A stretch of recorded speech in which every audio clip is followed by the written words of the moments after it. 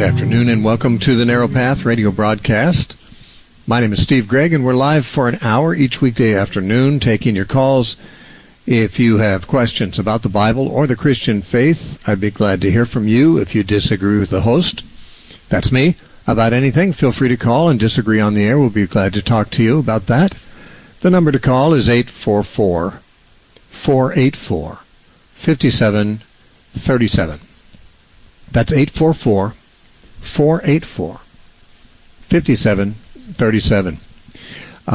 I am broadcasting this week from Salem, Oregon. I'm teaching at the Youth with a Mission base in Salem. Some of you in Oregon know where that is. I'm broadcasting from the base, and hopefully it'll all go well. Looks like we've got a strong internet signal here, which is what usually is required for me to do the program remote. But I'm in a place where people may be coming and going. I don't have a private spot. And so if people come in, they may make noise. There may be some background noise here. I'm not in a studio. I'm in a cafe, which at the moment doesn't have much activity going on. But in the next hour, who can say? I'm just letting you know. While I'm in Oregon, I'm speaking at a variety of places. Tomorrow night, I'll be speaking in Lebanon, Oregon. And on Wednesday night, I'll be speaking in Milwaukee, Oregon. Friday night, I'm speaking... Thursday night, I'm speaking in Estacada. And Friday night, I'm speaking in Albany. Saturday in Portland. So I'm all over the place. Sunday, I'm going to be speaking at a church in the morning in Rockaway Beach. And Sunday night, I'll be speaking in Salem at a winery. And I'll be speaking at that same winery Monday night in Salem. So I'm here through a week from today, and I'm in various places, mostly different places each night, as well as every morning I'm speaking for Youth with the Mission in Salem. I've got a busy week, as typically is the case when I travel, but I just want you to be aware, if you are in Oregon, some of these locations may be accessible to you, and I welcome you to join us if you want to come. If you want to know the place and time for each meeting, they are listed at our website. The website is thenarrowpath.com. That's thenarrowpath.com. Once you get to the website, you'll want to click on the box that says Announcements. And then you'll find the time and place of each of these gatherings this week. Our lines are full at the moment, so we're going to go directly to talk to the callers. And our first caller today is Carl from La Mesa, California. Carl, welcome to the Narrow Path. Thanks for calling. Hello, Steve. Can you hear me okay? Yes, sir. Okay. I'm trying to write a tract based on your analogy of the man who jumped ship. You know, he leaves the ship where Satan is the captain and gets on board the ship where Christ is the captain.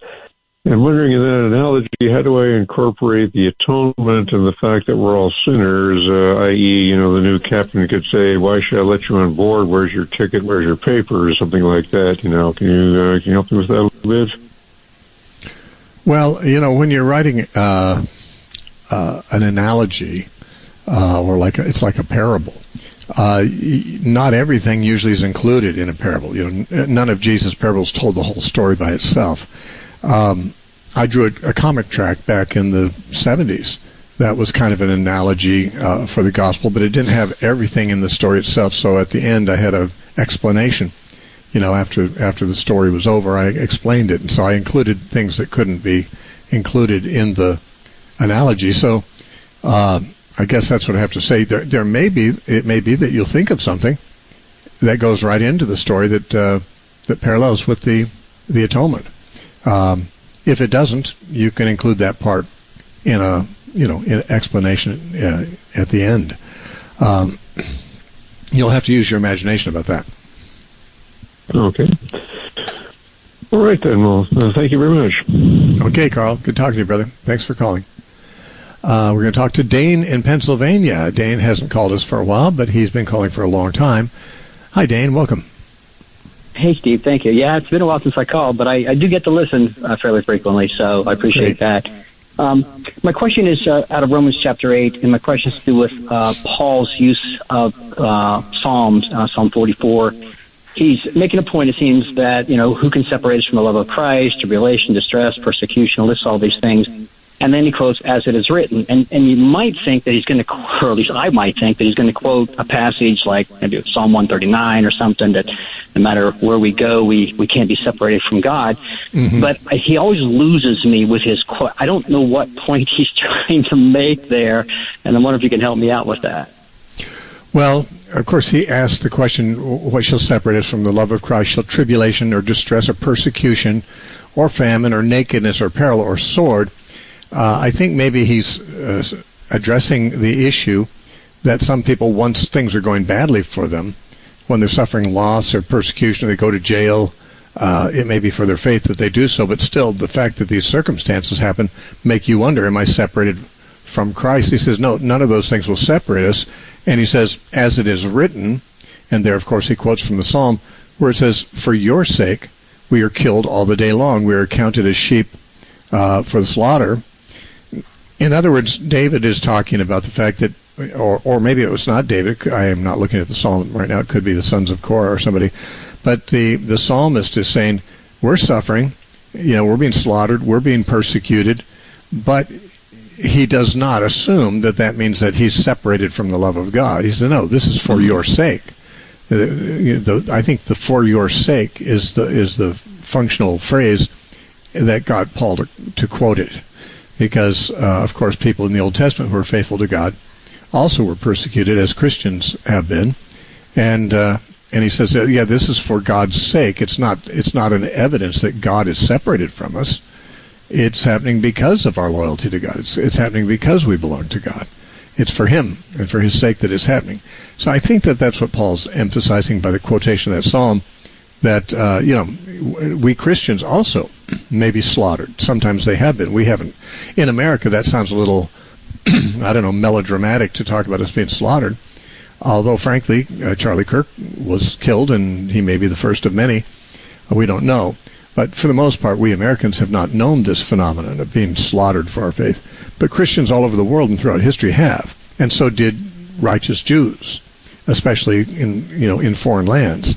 One of the famous cases we all know about is the Holocaust in our modern times, but in biblical times, Old Testament times, they suffered these things too. But they saw themselves as suffering them not because God had forsaken them, but because of their closeness to God, because of their attachment to God, not because of separation from God. And I think Paul's saying it's just like what the psalmist said. He's being slaughtered, they're being picked off, they're being persecuted, but it's for God's sake. It's not some kind of evidence that God and they have parted company. Yeah. That makes perfect sense. I follow what you're saying. Okay, yes. I don't know how I missed that. Well, I'm not sure. I'm not even sure I'm right, but that's how I've taken it. Yeah, well, it makes sense. I follow what you were saying, and that makes perfect sense along those lines. So, yeah, well, I appreciate it very much. All right, Dane. God bless you. Good to talk to you. All right. Take care, brother. All right, bye-bye. Bye-bye.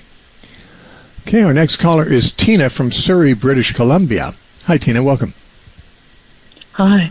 I just wanted to know, is gluttony a sin? And I'll take my answer off the air. Thank you. Yes.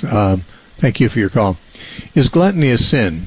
Well, if I say gluttony is a sin, the next question is how much can you eat before you are guilty of gluttony? The Bible does not talk as if obesity is a sin, though it certainly is no ideal. Obesity, first of all, is not a healthy thing, so it's not a good stewardship of your health and your body, and we are stewards of our health and our body. And we have to answer for how we took care of the things God gave us and so forth. So if you eat to the point where you're morbidly obese, for example, you're not going to be healthy, and you don't have to eat like that. So it's an unnecessary waste of years of your life, probably, or at least of functionality, and that's a bad stewardship. Now, the Bible does not say it's wrong to be fat, and I don't know exactly how obese, how fat you can get before you're dangerously obese or whatever. But the Old Testament suggested that being fat is, in a sense, a good thing. That it means that God is prospering you and you're eating well and so forth. And it says that the person who seeks God will delight himself in fatness and so forth. However, of course, that's just a generic thing saying that God takes care of his people who are faithful to him. It's not advocating getting fat. Gluttony may or may not make you fat. I have to say that I have to watch what I eat these days because my stomach's getting a little much bigger than I want it to be. But I genetically, I came from a very thin family, tall and thin, and until I was 35, I was 6'4", and I weighed 145 pounds. That's literal, 145 pounds at 6'4". So you can see I was really, really skinny. But I ate a lot. I could have been a glutton. No one would know it because no matter what I ate, it just didn't show it. It went away. It burned off. I guess my metabolism was that way. Now my metabolism changed when I was in my 30s, and now I can't do that without getting fat. So I have to watch my diet. But the point I want to make is a person could be a glutton without being fat. I mean, I could have eaten any kind of thing that a glutton would eat, and it wouldn't show on me in those years. And so you can't just say, well, a fat person is a glutton, and a person who's not fat is not a glutton. So what is gluttony? Gluttony is obviously eating more than you should. In my opinion, everything that God gave us is good and is to be used in the way that he intended it to be used. Food was given to us to nourish our bodies and give us energy and strength, and also to enjoy. There's no question that God wants us to enjoy food, because we would have to eat it whether we enjoyed it or not. Our bodies would die without it. And God did not have to give us taste buds that appreciate the flavor of food. He could have just said, eat food or you'll die, and we'd have to do it whether we liked it or not, whether it tasted good or not. The fact that God made something like that enjoyable means he has got no objection to our enjoying it. But we have to, when we steward our health, and I think that's where the issue of gluttony comes in, that I have to say it's a matter of stewardship and a matter of idolatry. When it comes to stewardship, we can say, well, let's just talk about stewardship of money as a parallel. If I have $100 and I really need $50 to cover my bills, then I have $50 I could do something else with. And my stewardship will be reflected, and my priorities will be reflected in what I do with that additional $50. I might go eat out, I might go to a movie, or buy something I wanted, a luxury, or I could give it to charity. I could help a poor person out. The choice I make about that is my responsibility before God. There's not a right answer or wrong answer. Like in that situation, I've got $100. I need 50 of it to live on. The other 50, what am I going to do with that? Well, there's not a right answer to that. I can do very good things. I could give the whole thing to the poor, or I could spend the whole thing on me, or I can give part of it to the poor and part of it on me. I mean, and nothing in the Bible tells me what percentages. Stewardship is a matter of personal responsibility. You realize that you've got something that God has given you. He wants you to use it to his advantage the best you can, and yet he's not against you enjoying it too. So each person with their money has to decide, how much of my money do I feel comfortable giving away or spending on myself, knowing I'm going to stand before God someday and he's going to ask me to give an account for the stewardship. And different people come to different places, and I'm not saying there's a right and a wrong, although there certainly are some choices a person can make that would be very foolish and very displeasing to God. But that doesn't mean that the person who doesn't give 100% to charity is more pleasing or less pleasing to God than the one who does. That's between them and God. And now, okay, we have to steward our bodies too, and steward the food we have. And of course, eating is related to stewarding money also. We've got a complex system of responsibilities and privileges, and we need to live our whole life for the glory of God. It doesn't mean that we can't eat any ice cream after we've had a full meal, but we should recognize that food is primarily given to us for nourishment. And after we've eaten enough to be nourished, then we have to make some serious decisions about how much beyond that can we really justify. Now, I have no trouble justifying having a dessert, though I don't usually have dessert, but if someone serves it, I'll eat it, even though I don't need it. I don't feel guilty. I don't live in guilt or anything like that.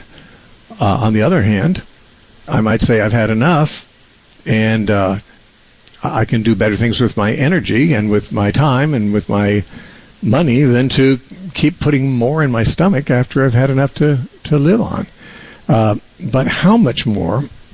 See, I do think I can live comfortably with my conscience if I eat somewhat more than I need to survive. Though, how much more? This is a matter of personal conscience before God. But Paul did say in Philippians chapter 3 that there's some people who he said he's weeping over them as he remembers them because their God is their belly and their glory is in their shame. Now, their God is their belly? What does that mean? I remember a preacher when I was younger saying to the audience, he says, how much time do you spend, for example, reading your Bible every day? And how much time do you spend preparing, eating, and cleaning up after meals? And, if it's greatly disproportionate, he said, is it possible that your God is your belly? That you're devoting more of your time and energy and attention to feeding yourself and doing the things related to feeding yourself than to nourishing your spirit. Now, there's not a given amount of food that for every person constitutes being a glutton. But I think that, Paul said, whatsoever you do, whether you eat or drink, do all to the glory of God. He said that in 1 Corinthians chapter 10, I think it's verse 30 or 31. Whatever you do, whether you eat or drink, do it all to the glory of God. Now, he's talking there about whether you eat meat sacrificed to idols or not, and especially in situations where doing so might stumble a weaker brother. So he's saying when you choose what you're going to eat, think about the glory of God more than you're thinking about your appetite and your preferences for eating. Of course, we don't have that issue today. No one's eating meat sacrificed to idols that we know of. At least it's not an issue in the modern church. But still, whether you eat, whether you're gluttonous, whether you eat as if your God is your belly or not, that's related to whether you're glorifying God. I don't think, glorifying God is basically advertising Him and to the public and so forth, and showing how great He is. And the more we are like Christ, the more we live and exhibit God's values, the more people can see Jesus in us, the more we are glorifying God. But I will say this, I'm at an age now where if I do eat too much, I gain more weight than I want to. And I watch it because I don't want to. Not because I think it's a sin to have extra weight, but especially in our society, people often judge harshly those who have no self-control and advertise the fact that they don't by the size of their bellies or by the amount of food they clearly eat. Now, I realize there are some people, and I really believe this is true. I'm not one of them, but I've talked to people who I think it is true. They say it is, and I trust them. They're fat. Let's face it, they're just fat. And if you look, their whole family is fat. Their parents are fat. Their grandparents are fat. Their siblings are fat. Now, this may be because of bad eating habits the family has indulged in for generations, or it may be, genetically. Just like I could have eaten anything I wanted till I was 35 years old, and I still couldn't put on weight. That was a genetic thing. And there may be people who have the opposite genetic problem. No matter how much they don't eat, they don't seem to get their weight very far down. So, I don't judge somebody about that if they're carrying extra weight. But when you see someone, who's 300, 400 pounds, you have to say, unless they've got a glandular problem, and that's what people always used to say, I got a glandular problem. Well, maybe they do, although it's amazing how many of those people, once they severely restrict their diet and start exercising, that glandular problem disappears. But let's face it, 300-400-pound people are too heavy. Not because there's some number of pounds that's okay, or some number of calories per day that's okay to eat. Those things might differ for different people, but because it's obviously excessive, and anyone who looks at somebody that size is thinking, that person has no self-control. That person has no self-respect. That person has no interest in being healthy. They are simply, they're driven by their appetite. Now, if a Christian is that way, if people can look at a Christian and make that conclusion, and by the way, it's fairly safe to make that conclusion when you see something that size, it doesn't glorify God. It doesn't glorify God. And I will tell you this, I once read in an article that preachers, as a profession, preachers are more out of shape physically than any other professionals. Not that I think of preachers as professionals, but that's how the magazine article put it. And let's face it, there's a lot of fat preachers. Some of them may be listening to me, and I don't mean to insult you, but it's true. And I will tell you that if you're walking around with a lot of extra fat on your body, that probably you're advertising to everyone who looks at you, whether they say it or not, that you do not have control over your diet, because you probably don't want to be that fat, but you just don't have the self-control to change it. Christians, if you walk in the Spirit, the fruit of the Spirit is self-control. So is gluttony a sin? It is a sin when it's a result of lack of self-control, because you're not walking in the Spirit. If you walk in the Spirit, you'll have self-control. How many pounds overweight can you be and not be sinning? I don't know. I don't think anyone has to set a number there. I'd say if you're walking in self-control, you're not going to be 400 pounds. If how much weight should you weigh? I don't know. How about be as healthy as you can? I will never have a perfect body, but I can be as healthy as I can be. And in doing so, I'm taking care of a stewardship that God has given me. I'm not going to live forever, but if I make healthy life choices, I've got a better chance of living longer, and more days of life is more time to serve God. So, and I've never measured my life except in terms of opportunities to serve God. Since I was a teenager, I've never had any other way of measuring my life. How many opportunities do I have to serve God in the next 24 hours or the next 70 years or 80 years? And I think that's, maybe I'm radical about that, but I think everyone should be more like that if they're not. And so gluttony is going to be, there's going to be a sliding scale for the definition of gluttony. But if it turns out that a person is eating a lot more than they need to stay alive, and it's taking up much more of their thoughts and attention and affections than the things of God, then there may be a danger there. There may be a situation where your God is your belly.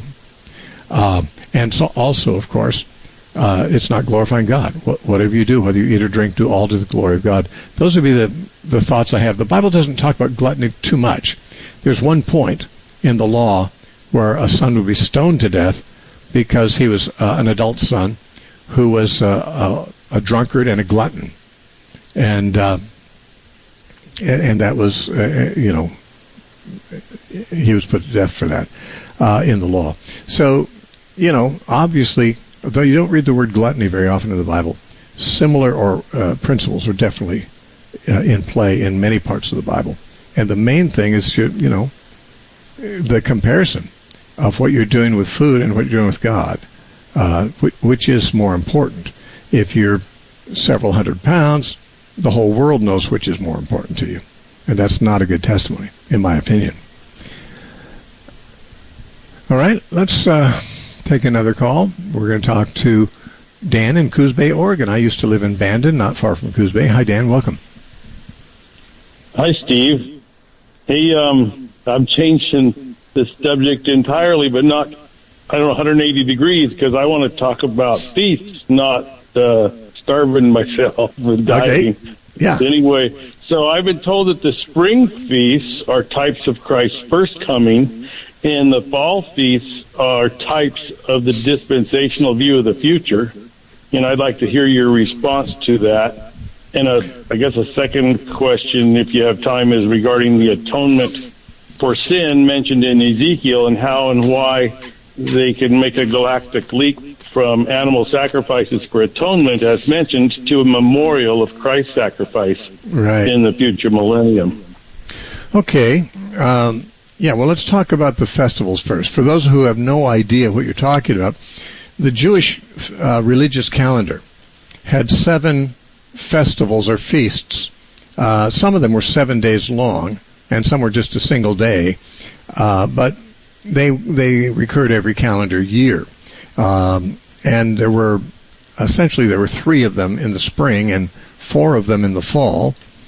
And we find that these feasts and the book of Hebrews tells us that this is so, these feasts, they corresponded with spiritual realities. The law really had they were types and shadows of spiritual truth related to Christ.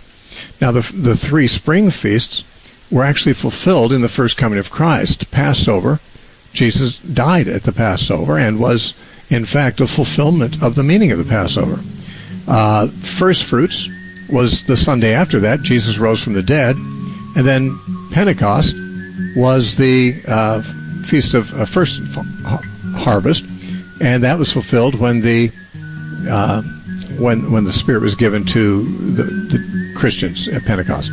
Now, the fall feasts were separated by those by a few months, and many people think they refer to the end times, and there's another view too.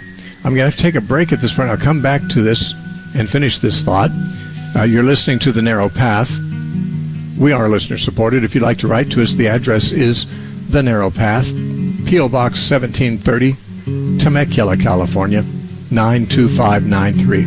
Or you can go to our website. Everything at the website is free, or you can donate there if you wish at thenarrowpath.com. We have another half hour coming. I'll be back in 30 seconds. Don't go away.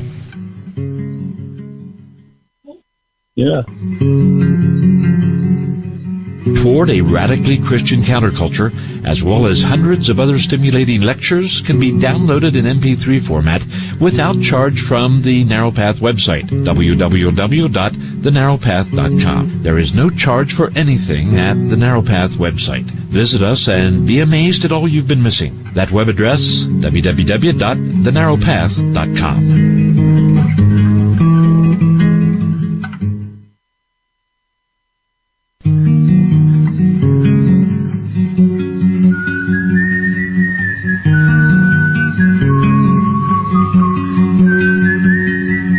Welcome back to the Narrow Path radio broadcast. My name is Steve Gregg, and we're live for another half hour taking your calls.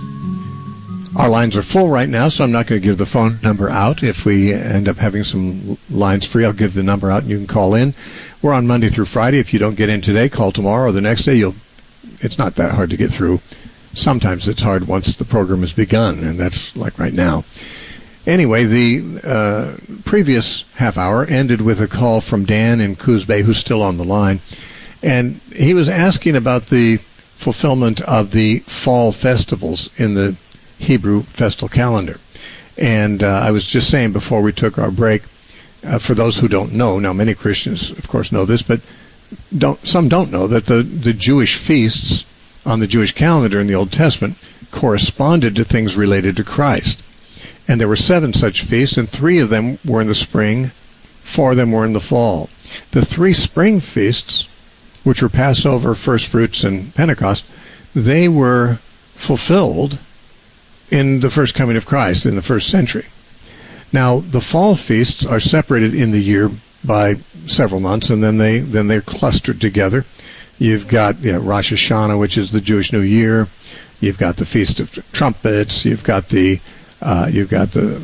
Feast of Tabernacles, which is Sukkot, and off the top of my head, I'm forgetting the fourth one just because I'm a little distracted here. But these feasts, at the end of the year, or the fall of the year, are often thought by Christians to refer to events at the second coming of Christ. You know, when you hear people predicting the date of the second coming, which no one should ever do, it's interesting that almost always the date they expect him to come is during one of these fall feasts. In fact, just a few weeks ago was Rosh Hashanah, and there was a rather silly internet phenomenon that took place. Somebody in Africa said that some kind of an influencer said that he had a revelation that Jesus is going to return and rapture the church at Rosh Hashanah. Well, obviously he didn't, and no one who knows anything about the Bible would have thought that he would have, because we don't know the day or the hour, and it's not ours to know. So anyone who takes seriously anyone's setting dates about the second coming of Christ, whoever takes that seriously is a very foolish person and a very immature Christian, if they're a Christian at all. But people do it all the time, and when they do it, it's almost always the case that they set the date at the Feast of Trumpets or Rosh Hashanah or one of these festivals at the end of the Jewish calendar year, because the assumption is, just as Passover and first fruits and Pentecost represented things at the first coming of Christ, so also the 4 feasts at the end of the year represent things related to the second coming of Christ. Now, I will say this, that is a possibility. I will not say that can't be true. And the reason I won't say it can't be true is because the Bible doesn't tell us what they do represent. We are told about Pentecost and Passover, but we're not told about what, when the Feast of Tabernacles is fulfilled, or the Feast of Trumpets, and so forth. And so people have theories, and it seems like most people who talk about this, they're usually dispensationalists, which is, I suppose, neither here nor there, except I don't know if I've ever heard a non-dispensationalist make such predictions, but they believe that the events of those festivals at the end of the calendar year are related to different things. Some place the rapture at a certain point, some think there's tribulation, or Jesus coming with the clouds. Different end times things related to the second coming, they connect in their own mind with different parts of the fall festivals.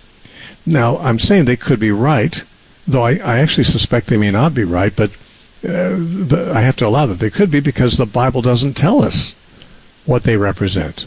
The Bible doesn't answer the question, and if the Bible doesn't answer it, I can't. I don't know anything more about it than the Bible tells me. But I will say there is another view. There are those who believe that the fall festivals were fulfilled with the destruction of Israel and the destruction of Jerusalem in AD 70, and that nothing looks beyond that in the festal calendar. So you'd have the coming of Christ represented in the spring festivals, and the destruction of Jerusalem, the final destruction of the Jewish nation, and the temple and all that, in the fall festivals. Now, I can't go into that in detail, partly because I'm not even sure it's true. But to my mind, there is seemingly at least as good a case for it as for the idea that they're about the end of the world, because the Bible doesn't really answer. What you have to do is take some of the things about the festivals and then try to connect them with certain things about the event you're trying to connect them to, and say, well, that makes sense. This is what it means. But no one can say that with certainty that I know of. The idea that they could relate to what happened in 70 AD would be reasonable, because these are the festivals of the law. Jesus said he came to fulfill the law and the prophets. And he said that the Roman armies, in Luke chapter 21, verses 20 through 23, he said the Roman armies coming against Jerusalem would take place so that all that is written may be fulfilled.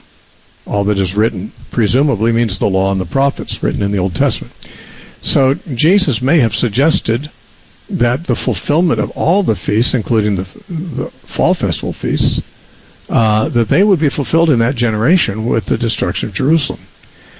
So that's a point to consider. It's also the case. Okay. It's also the case that the festal year is related to the law and to the Jewish nation. Nobody other than the Jewish nation was ever commanded to keep these festivals, and yet the Jewish nation came to an end in AD 70. And by the way, it was Jerusalem did fall in the fall of that year. I think it was in September or October. The Jewish months don't correspond with ours exactly, but in that fall area is the time when Jerusalem did fall to the Romans.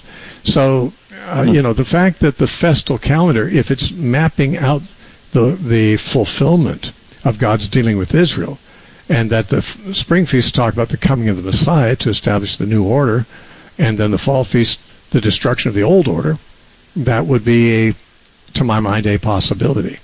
And there are some who think it. Now, I'm not going to rule out a third possibility, so I'm not going to defend it either.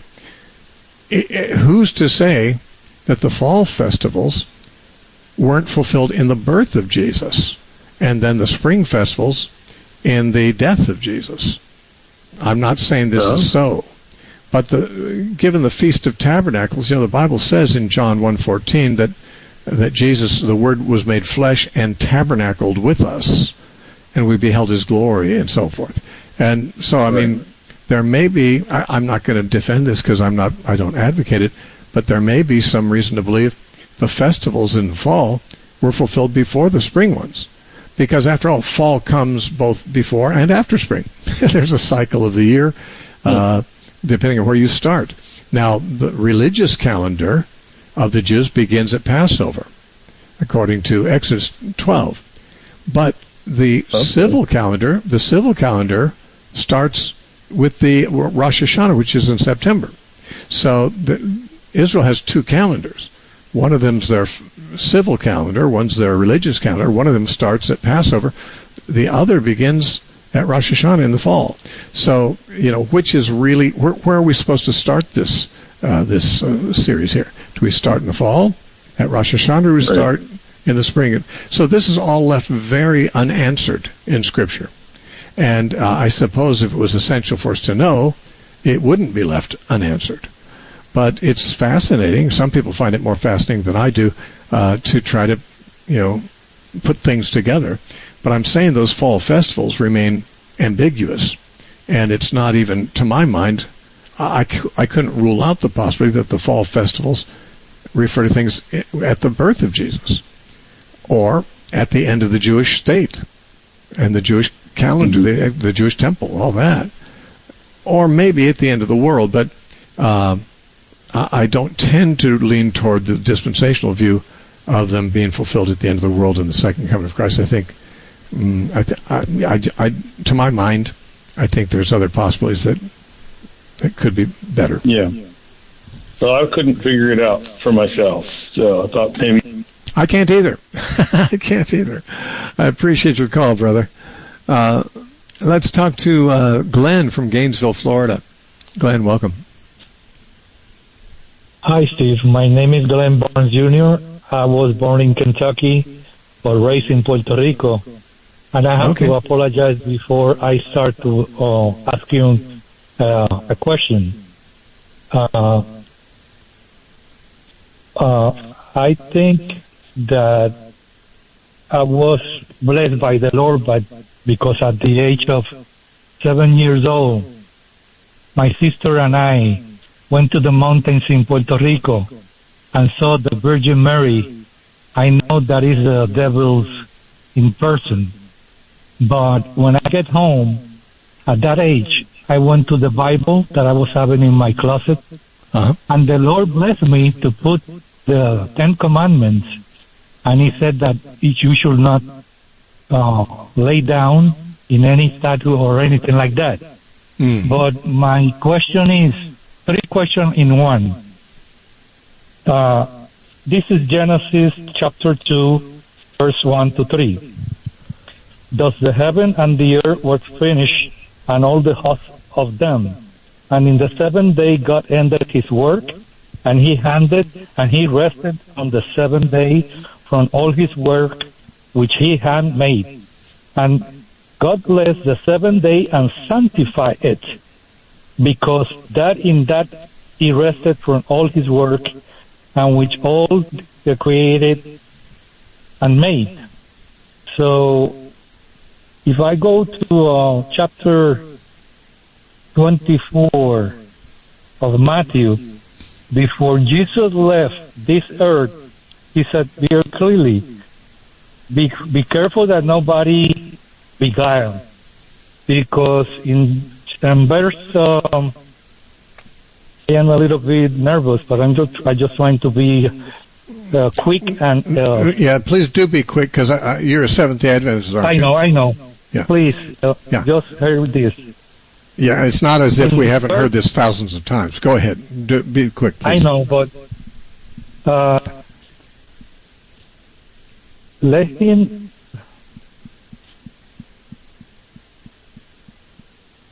Okay, why don't we just, instead of reading those passages, why don't you give me your question? What is your question? Well, the Lord never changed, right?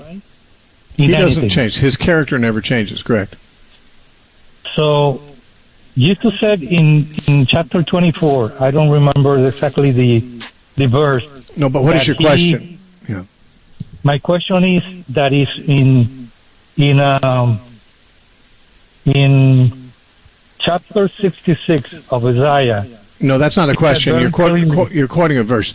In Isaiah 66, okay, in Isaiah 66 says, from one Sabbath to the next, and from one new moon to the next, people will come and worship before the Lord. Right? Okay, so I've heard that one quoted by Seventh-day Adventists many times. What is your question for me? There is 3 places very clearly that the Sabbath is a 7-day very... Right, there's no question. There's no question but that the Sabbath was the 7th day. I agree. The Sabbath was Saturday and is still Saturday for the Jews. And only the Jews were ever told to keep it. The Jewish religion, based on the Old Covenant, is to observe the Sabbath, because it says in the book of Exodus that the Sabbath was a sign between God and Israel of the covenant he had with them, which is made at Mount Sinai. The New Testament tells us there's a new covenant. And it says in Hebrews 8:13, where there's a new covenant, the old covenant is obsolete. It's like if both covenants were still in force, it'd be like a woman having 2 husbands at the same time. That's what Paul says in Romans 7, verses 1 through 4. We were married to the old covenant. We died with Christ. We now remarried Jesus, one who rose from the dead, so we might bear fruit to God, Paul says. So we're not married to 2 covenants at the same time. We got one at a time. There was the old covenant. It's defunct. It's obsolete, the Bible says. And now there's a new covenant. So covenants are different from each other. I mean, they have things in common with each other, but you say God doesn't change. Well, he changed his covenant. He didn't change himself. And, if we say he didn't change anything, let's say in the law was part of the old covenant, then we have to deal with the fact that Hebrews chapter 7 and verse 12 says, since there is a change of the priesthood, because in chapter 7 of Hebrews we're being told there's a new priesthood, Christ is a priest after the order of Melchizedek, which means it's changed. It's no longer the order of Aaron as it was under the old covenant. It says in Hebrews 7:12, there being a change of the priesthood, there must of necessity have been a change of the law. Okay, so we're being told the law has changed. There's been a change of law. If you've got a different priesthood than the law recognized, then having a different priesthood would require a different law, a change in the law. Now, did God change? No, he doesn't change, but his law changed. Why? Because the old law was related to an older covenant. The new law is related to the new covenant. And you cannot have the new covenant and the old covenant at the same time. A woman can't marry a second husband and still keep her first husband. So we're really in a position to say things have changed. And we would know that anyway. I mean, think about this for a minute, Glenn. Do we offer animal sacrifices? Do we go to Jerusalem 3 times a year and observe these festivals and offer animal sacrifices on an altar? That's part of the law. It's required. The law required that. But we don't do that. Why? Because we're not under that law. We're under a new covenant. What about Sabbath keeping? That was commanded in the old covenant. In fact, it was the sign between God and Israel of that covenant. I don't relate to God in that covenant. I have a new covenant now, and the new covenant never mentioned the Sabbath. Jesus never mentioned keeping the Sabbath. It's interesting that when you look at the teaching of Jesus, all of the moral laws that were in the Old Testament pretty much get repeated in Jesus' teaching. One law that does not is Sabbath keeping. Jesus never commanded the Sabbath, never alluded to his people keeping it, and if anything, he got in more trouble with the Jews about that than anything else, because they were continually saying he was breaking the Sabbath. It's clear that Jesus was not communicating that we have to keep the Sabbath, and so I mean, there's no command to keep the Sabbath in the New Testament, and for that reason, I have no reason to believe it's part of the New Covenant. In fact, Paul indicated that Christians are free to keep it or not. If they want to, they can. In Romans 14, he said in the church there were Christians who wanted to keep one day special above others, and there were other Christians who wanted to keep all the days the same. And he said, well, everyone can do what they want to do with that. Let everyone be fully persuaded in his own mind. In other words, there's no obligation there to do one or the other. You're not obligated to keep the Sabbath. You're also not obligated to not keep the Sabbath. I know Christians who keep Sabbath, and that's fine. If they want to rest one day a week, that's what keeping Sabbath means. So, the idea that we have to keep the Sabbath as a law to us mistakes the Old Covenant with the New Covenant. And I found that Seventh-day Adventists apparently don't have any idea of what the New Covenant is. I mean, I've debated them I've debated very informed Seventh-day Adventists, and it seemed clear to me like the idea of the new covenant is like never occurs to them. They have no idea what it means. So that's why I don't can I hold ask the you view. just one question, please? I wish you would have earlier. Go ahead. I have other questions today. Do you really have a question? My last question. My question is, why Jesus didn't say that us? Because in verse 20 said very clearly, but pray that your flight will not be on the Sabbath. Yes. In Matthew 24, he said, pray that your flight will not be in the winter or on the Sabbath day. Why? Because when you flee from Jerusalem, as they had to do in AD 66, and that's what he's talking about. He's talking about before the Jerusalem was going to be taken over by the Romans. He's telling his people to flee from there. When they see Jerusalem surrounded by armies, they need to flee from Jerusalem and pray that it won't be in the wintertime or on the Sabbath. Well, why? Is there some law against fleeing on the wintertime? No. It's just very inconvenient to flee in the wintertime. Better to do it in good weather. It's also inconvenient if you're a Jew in Jerusalem to flee on the Sabbath. The gates might be shut. The shops will be closed. You can't buy food. There's simply, what he says, pray that you won't be debarred from fleeing by inconvenient circumstances like winter or Sabbath in Jerusalem. Now, if he, let's just say, no, he meant it's wrong to flee on the Sabbath. Well, why would it be wrong to flee on the Sabbath?